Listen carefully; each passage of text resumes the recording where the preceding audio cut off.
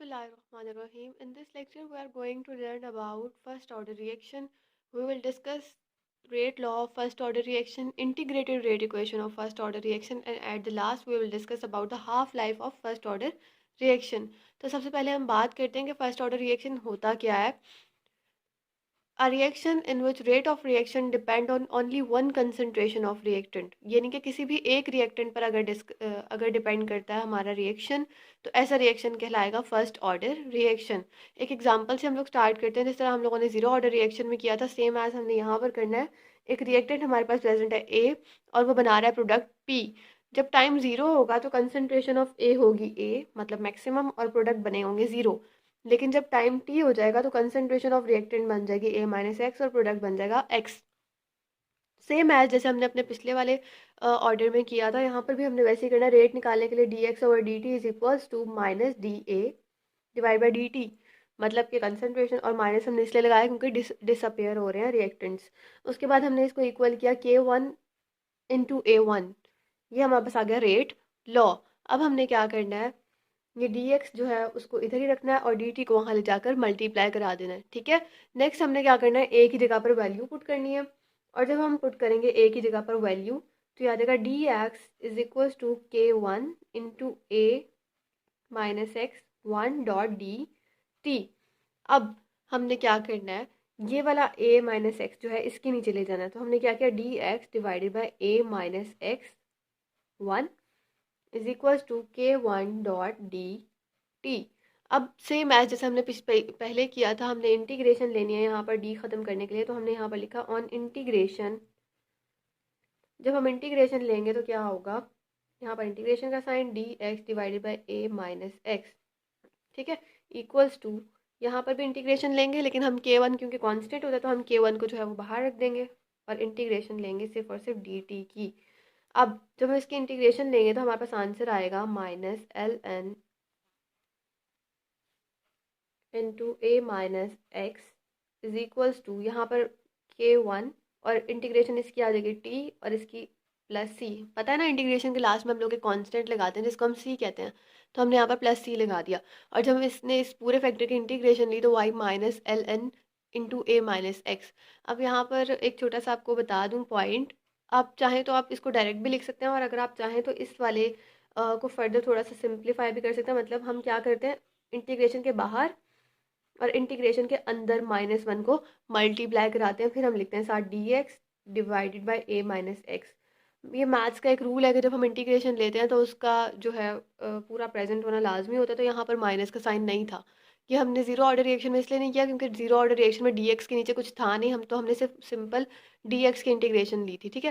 तो आप ये पॉइंट चाहें तो ऐड कर सकते हैं, चाहे तो ऐड ना भी करें तो कोई मसला नहीं है. आप इसको डायरेक्ट इस तरह माइनस एल एन मतलब के लॉग ए माइनस एक्स के वन टी प्लस सी, ये हमारे पास आ गई एक इक्वेशन. इस इक्वेशन में हमने क्या करना है, टाइम जब हम दोनों टाइम पे कंसीडर करेंगे. जब टाइम जीरो होगा तो क्या होगा, हमने यहाँ पर पुट करना है t is equals to zero when x is equals to zero. जब टाइम जीरो था तो एक्स भी तो जीरो था ना, इसलिए हम टाइम भी जीरो पुट करेंगे और एक्स को भी हम जीरो पुट करेंगे. जो जहाँ जहाँ पर एक्स और टी है वहाँ पर हम जीरो पुट करेंगे, जैसे यहाँ पर और यहाँ पर. तो अब हम लिखते हैं minus l n into a minus zero is equal to k one into zero plus c. तो यहाँ पर ये पूरा फैक्टर ज़ीरो हो गया, यहाँ से ये ज़ीरो हो गया, तो यहाँ पर क्या बचा ए. ठीक है. तो यहाँ पर क्या आ गया, c is equals to minus l n a. ठीक है. ये हमारे पास आ गई सी की वैल्यू. इस वैल्यू को हम पुट करेंगे इक्वेशन के अंदर, अपनी इस वाली ही इक्वेशन के अंदर. ठीक है. अब हमने क्या करना है, सी की वैल्यू को पुट करना है. तो हमने इक्वेशन उठाई minus l n into a minus x is equals to k one t. यहाँ पर प्लस सी था तो अब हम लिखेंगे सी की वैल्यू जो हमारे पास आई है माइनस एल एन ए. ठीक है. ये प्लस माइनस होकर माइनस हो जाएगा यहाँ पर. अब हम क्या करेंगे, यहाँ लिखेंगे minus l n into a minus x. ये हो जाएगा माइनस एल एन ए, इसको हम ले आएंगे इधर.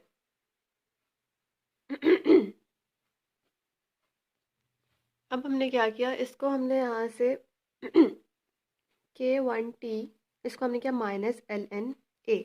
ठीक है. अब हमने इस ये क्योंकि यहाँ पर भी लॉग है यहाँ पर भी लॉग है तो हम इनको इकट्ठा कर लेंगे. यहाँ पर आ जाएगा my l n a minus x plus l n a is equal to k one t. अब हमने क्या करना है, हमें पता है कि जब माइनस होता है साइन, एक तो हमने लॉग को कॉमन ले लेना है, ठीक है, इसको हमने यहाँ पर कॉमन ले लिया। अब माइनस है इसके साथ, तो इसको हम नीचे ले जाएंगे। यहाँ पर हमने क्या लिखा, a divide by a minus x is equals to k1t। समझ आइए ये वाला पॉइंट, इसमें हम लोगों ने, क्योंकि लॉग के साथ माइनस होता है, इसका मतलब होता है कि चीज़ डिवाइड में है, तो हम इसको a के डिवाइड में ले गए।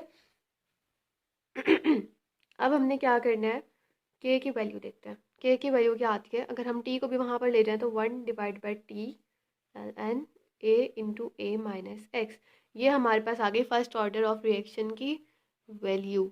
ठीक है, इसको अगर हम लोगों ने लॉग को चेंज करना है और हमने दूसरा वाला लॉग लगाना है, तो हम यहाँ पर ये भी कर सकते हैं, k1 इज इक्वल्स टू, इस लॉग की जगह पर हम लिखते हैं 2.303, ठीक है, divided by T log a divide by a minus x.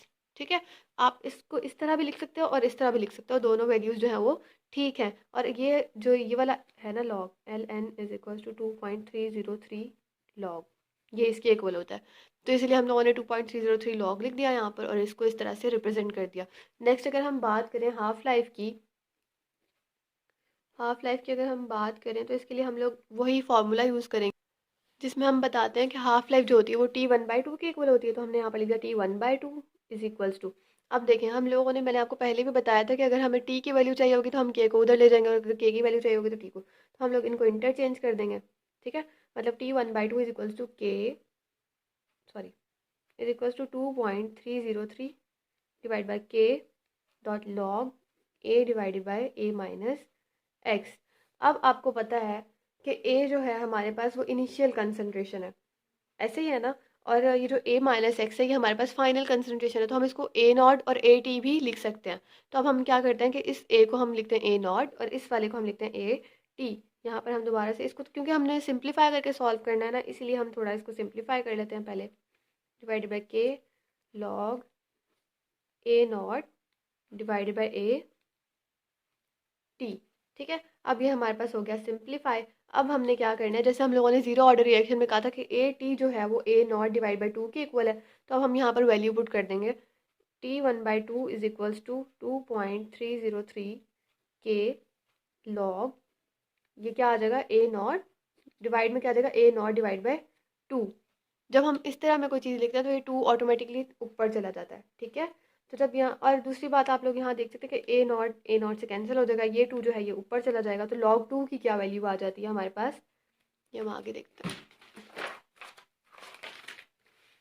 ठीक है, नेक्स्ट हमारे पास क्या आ जाता है, t1/2 इज इक्वल्स टू, क्या था हमारे पास 2.303 और log 2 था, log 2 की वैल्यू हमारे पास आई 0.302। ठीक है, और डिवाइड में था हमारे पास k, तो इनको जब हम मल्टीप्लाई कराएंगे तो हमारे पास आंसर आएगा 0.693 डिवाइडेड बाय के। ठीक है, तो ये एक बहुत इंपॉर्टेंट इक्वेशन है, ये आपको आनी चाहिए। उसके बाद अगर हम नेक्स्ट बात करें कि टी की कंसनट्रेशन किसके इक्वल आई, तो t1/2 यानी हाफ लाइफ जो आई वो कंसनट्रेशन, इनिशियल कंसनट्रेशन के इक्वल आई, मतलब कि डायरेक्टली प्रोपोर्शनल है। ठीक है, अब जब ये, सॉरी ये नॉट जो है ना ये ऊपर आना है, तो जब ये ए नॉट के इक्वल आई, तो इस जब ए के ऊपर नॉट होता है तो इसका मतलब होता है कि 1 है ना, जिस भी चीज़ के ऊपर, फॉर एग्जांपल यहाँ पर एक 2 है, 2 के ऊपर ये इस तरह से 0 है, तो ये 1 के इक्वल होता है, तो ये ए जो है ये भी 1 के इक्वल होगा, तो हम कहेंगे कि t1/2 इज इक्वल्स टू 1, और 1 जो है ये कॉन्स्टेंट वैल्यू है। ठीक हो गया, आपने ये याद रखना है कि जो भी इक्वेशन हम ग्राफ बनाने के लिए ड्रॉ करेंगे वो हाफ लाइफ वाली इक्वेशन ही हम लोग यूज़ करते होते हैं। तो जब यहाँ पर हम लोग हाफ लाइफ वाली इक्वेशन यूज़ करेंगे ना, तो आपने देखा था कि हमने वहाँ पर क्योंकि t1/2 लिया था तो हमने 2.303 के डिवाइड में k लिखा था, लेकिन अब हम सब कांस्टेंट वैल्यूज़ को उठाकर साइड पर लेकर जाने वाले हैं और सिर्फ कंसनट्रेशन को एक साइड पर रखेंगे। तो हम लोग क्या करेंगे, उसी इक्वेशन को हम लोग रीअरेंज करेंगे, जो हमारे पास बनेगी के टी डिवाइड बाई 2.303। ठीक है, इस तरह, और फिर हम क्या करेंगे, लॉग ए नॉट, और आपको पता है कि लॉग की डिवाइड में जब वैल्यू होती है तो उसका मतलब होता है कि माइनस, तो हम यहाँ पर इसको एज माइनस ले आएंगे, लॉग ए टी। ठीक है, इस तरह से हम लोगों ने इसको लिख लिया। अब यहाँ से आपने देखना है कि कौन सी चीज़ जो है वो कांस्टेंट है और कौन सी चीज़ जो है वो वेरिएबल है। आपको पता है कि ए नॉट हमेशा कांस्टेंट ही होता है और ये मोस्टली सी के इक्वल होता है, तो हमने इसको इस तरह से लिखा। नेक्स्ट हमारे पास क्या है, नेक्स्ट हमारे पास है ए टी, तो आपको पता है कि प्रोडक्ट की कंसंट्रेशन जो है वो चेंज हो रही होती है, तो हमने यहाँ पर लिखा कि ये जो है ये y के इक्वल है, ठीक है। उसके बाद हम लोगों ने क्या किया, हमने देखा कि k है और t है। अब k डिवाइड बाई 2.303 ये होता है m के इक्वल, और अगर हम बात करें t की तो ये होता है x के इक्वल। तो ये हमारी पूरी इक्वेशन बन गई m x is equals to c minus y, ठीक है। अब क्या होता है कि आप लोग जो है वो स्लोप को तो कह सकते हो कि डाउनवर्ड है, मतलब सी के साथ तो माइनस आ सकते हैं, लेकिन आपने वाई के साथ माइनस लिखने का कोई मकसद नहीं है। तो हम क्या करेंगे, हम दोनों साइड्स पर माइनस को मल्टीप्लाई कराएंगे ताकि ये पॉजिटिव हो सके। तो जब माइनस को मल्टीप्लाई कराएंगे तो ये देगा minus x into y minus c. ये हमारे पास आ गई इक्वेशन, ताकि हम जिसको देखकर हम ड्रॉ कर सकें अपना ग्राफ। जब हम ग्राफ को ड्रॉ करेंगे, ये हमने लगा लिया एक्स वाई एक्सिस, ये हमने लगा लिया एक्स एक्सिस। इसका ग्राफ भी आप देख सकते हो कि जिस तरह हमने जीरो ऑर्डर का ग्राफ ड्रॉ किया था, इस उसके साथ भी माइनस था, यहाँ पर भी माइनस है। तो माइनस का क्या मतलब होता है कि ग्राफ जो है वो डाउनवर्ड स्लोपिंग है। यहाँ पर हमने ग्राफ ड्रॉ कर दिया डाउनवर्ड स्लोपिंग, वहाँ पर हमारे पास सिर्फ सिर्फ माइनस के, यहाँ पर हमारे पास है माइनस के डिवाइड बाई 2.303। यहाँ पर हमने ली ए टी कंसनट्रेशन, यानी कि कंसनट्रेशन ऑफ रिएक्टेंट, और यहाँ पर हमने लिया टाइम, ठीक है। तो टाइम लिया, यहाँ पर कंसंट्रेशन ली, सेम एज ये इस वाले पोर्शन को हम लोग कहेंगे ए नॉट, यानी कि इंटरसेप्ट। और ग्राफ जो है वो सेम है जीरो ऑर्डर की रिएक्शन की तरह की। अब आपने यहाँ पर एक चीज़ जो है वो याद रखनी है कि y must not be negative. y जो है वो नेगेटिव नहीं होना चाहिए, चाहे आपका स्लोप नेगेटिव हो जाए। तो अब जब ड्रॉ किया हमने इसको, तो ये स्लोप नेगेटिव आया। ये था हमारे पास फर्स्ट ऑर्डर रिएक्शन का रेट लॉ, उसकी इंटीग्रेटेड रेट इक्वेशन और उसके साथ हाफ लाइफ।